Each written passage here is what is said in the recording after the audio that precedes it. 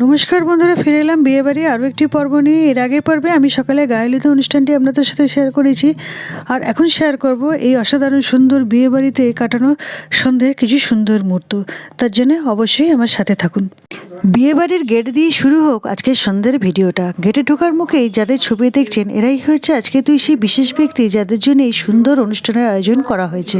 এবারে গেটের এই ডেকোরেশনটা দেখুন, ওহ জাস্ট অসাধারণ অসাধারণ লাগছে। দেখুন যেমন সুন্দর করে ফুল দিয়ে সাজানো হয়েছে, তেমনি মধ্যে মধ্যে একটি করে ঝাড়বাতি দেওয়ার জন্য এই সৌন্দর্যরূপ বেড়ে গেছে। চলুন এবার আস্তে আস্তে ভেতর দিকে যাওয়া যাক, আর ভেতরের ডেকোরেশনটাও দেখা যাক। এখানে দেখুন প্রত্যেকটা টেবিলের ওপর কি সুন্দর ফুল রাখা আছে, আর ওপরে দেখুন সিলিংয়ে আলো ঝাড়ের সাথে এই যে ফুলের কাজ, তার সাথে দুপাশের লাইটিং সব মিলিয়ে জাস্ট অসাধারণ অসাধারণ লাগছে রাত্রে কিন্তু প্যান্ডেলের এই ডেকোরেশনটা। এবারে চলুন আস্তে আস্তে সামনের দিকে এগিয়ে যাওয়া যাক। আরও কি সুন্দর নতুন চমক অপেক্ষা করছে আমাদের জন্য, সেটা দেখা যাক। আর এখানে দেখুন গণেশ ঠাকুরকে বসানো আছে, আর গণেশ ঠাকুর বসাবার জায়গাটাও ডেকোরেশনটা কিন্তু দেখবার মতো।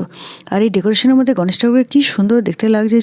এবারে চলুন সামনের দিকে এগিয়ে যাওয়া যাক।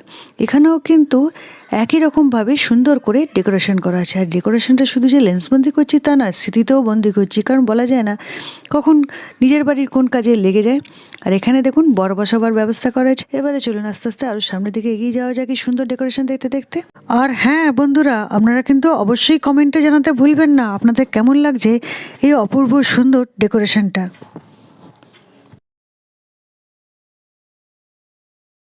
এই বিয়ের অনুষ্ঠানটা কিন্তু একটা বিশাল জায়গায় নিয়ে করা হয়েছিল, বেশ কয়েক হাজার মানুষ এসে গেলেও বোধহয় অসুবিধা হবে না। আর এই সুন্দর করে সাজানো স্টেজটা দেখছেন, এখানেই কিন্তু আজকের সন্ধ্যার মূল আকর্ষণ, যাকে ঘিরে সেই কোণে এসে বসবে সেই জন্যেই করা হয়েছে।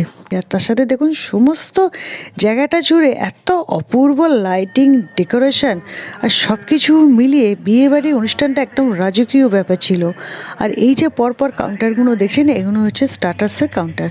তবে ভিড় একটু হয়ে গেছিলো, তাই আমি সব তুলতে পারিনি, যে কটা তুলতে পেরেছি আপনাদের দেখাচ্ছি।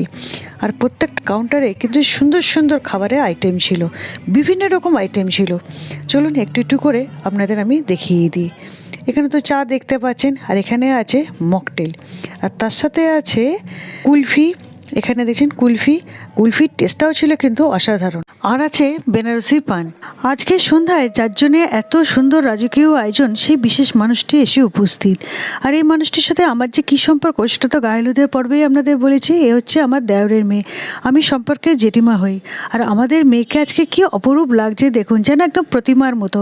লাল বেনারসি সোনার গয়নাতে এত সুন্দর লাগছে যে চোখ ফেরানো দায় হচ্ছে। আপনাদেরও কেমন লাগলো কমেন্টে অবশ্যই জানাবেন। তাহলে চলুন দেখা হচ্ছে আবার পরের পর্বে। সবাই ভালো থাকবেন।